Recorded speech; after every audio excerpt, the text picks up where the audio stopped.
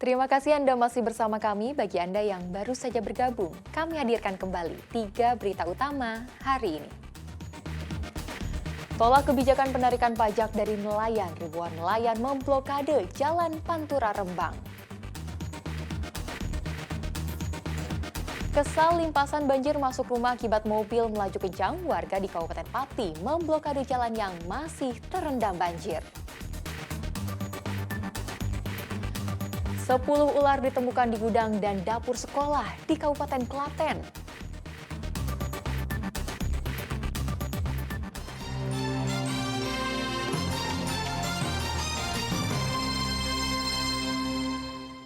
Kita ke informasi selanjutnya.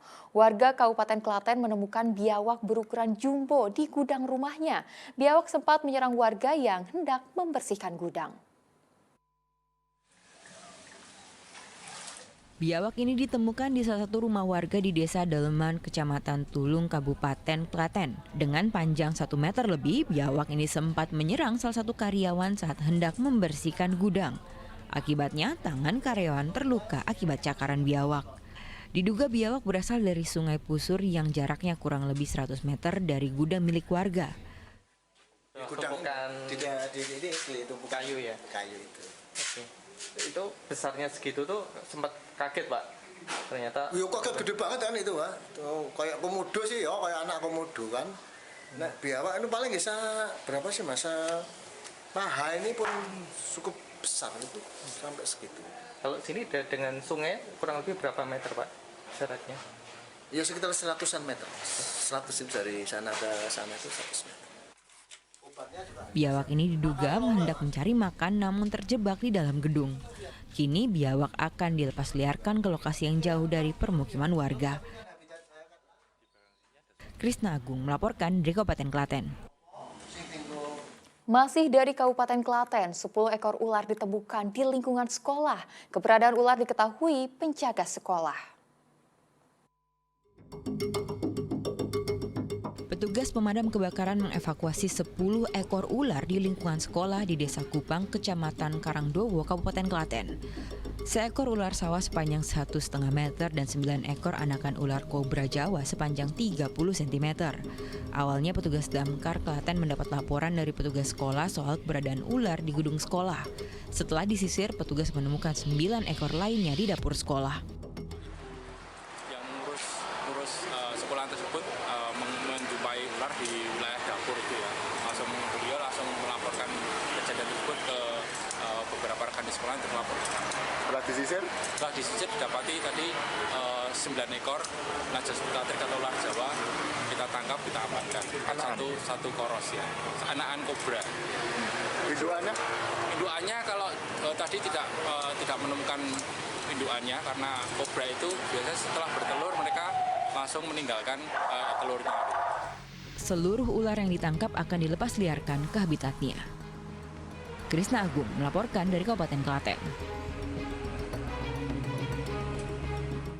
Pemerintah Kota Semarang melarang siswa bermain lato-lato di lingkungan sekolah. Selain mengganggu aktivitas belajar mengajar, lato-lato dinilai membahayakan siswa. Hingga kini, sosialisasi dan razia permainan lato-lato terus dilakukan. Kepala sekolah hingga guru di SD Negeri Peleburan 02 Semarang terus merazia tas para siswa dari permainan lato-lato.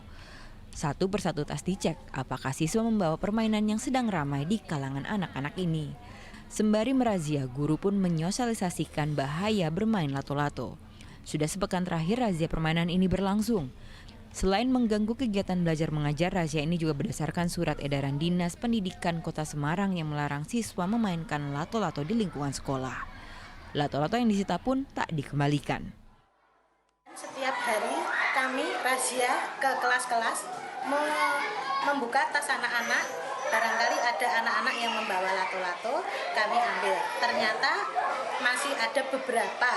Dan sampai hari ini sudah tidak ada lagi yang membawa lato-lato. Karena permainan lato-lato itu sangat berbahaya sekali. Membahayakan dirinya sendiri. Kalau anak-anak kurang cermat bermainnya, bisa mengenai mata, bisa mengenai bibir, dan bisa mengenai tangan yang akan berakibat fatal.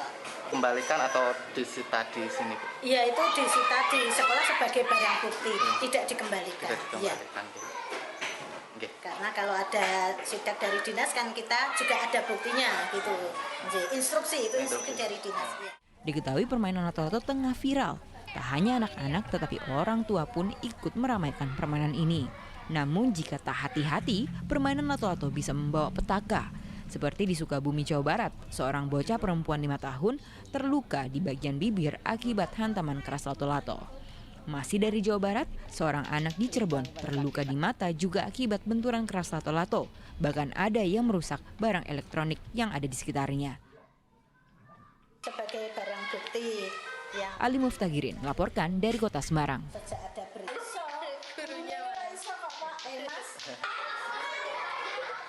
Para pedagang Pasar Gede Kota Solo menggelar tumpengan dan doa bersama di latar luar pasar.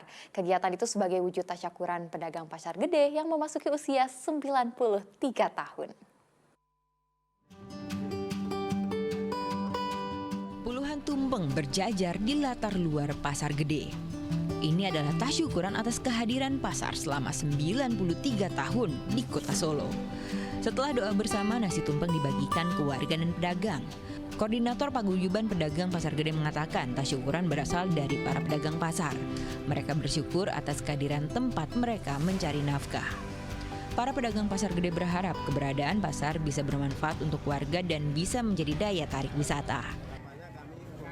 Juga mendorong pasar-pasar yang lain untuk menjadi destinasi. Nah, lelangan itu salah solusi artinya adalah bersenang-senang, tempat berhibur, menyenangkan hati, dan mendistribusi itu lelangan. Makanya kata lelangan menjadi pilihan kami untuk mengekspresikan slogan Pasar Gede untuk bisa dikenal oleh masyarakat. Pasar Gede memang menjadi salah satu ikon Kota Solo. Pengunjung berharap kebersihan dan kerapian pasar terus ditingkatkan sehingga mereka bisa nyaman dan bisa menarik pengunjung untuk berbelanja dan berwisata. Semakin ramai ya, karena sebagai pasar wisata dan salah satu ikon di Kota Solo, Pasar Gede itu kan sudah terkenal ya. Jadi harapannya semakin dikenal sama masyarakat, sama wisatawan juga, sehingga kan bisa menjadi daya tarik wisatawan untuk datang ke Kota Solo. Harapannya untuk yang 93, kan sudah 93 tahun ya Pasar Gede. Harapannya agar Pasar Gede ini lebih bersih.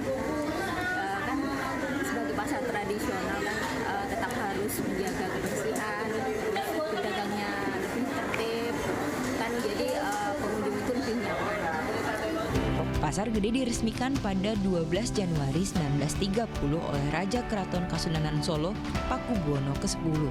Pasar tertua di Kota Bengawan ini masuk dalam salah satu bangunan cagar budaya di Kota Solo. Heri Prasetyo melaporkan dari Kota Solo. Dan informasi tadi mengakhiri jumpa kita hari ini. Atas nama rekan yang bertugas, saya Tia Anissa mengucapkan terima kasih atas kebersamaan Anda. Selamat beraktivitas dan sampai jumpa.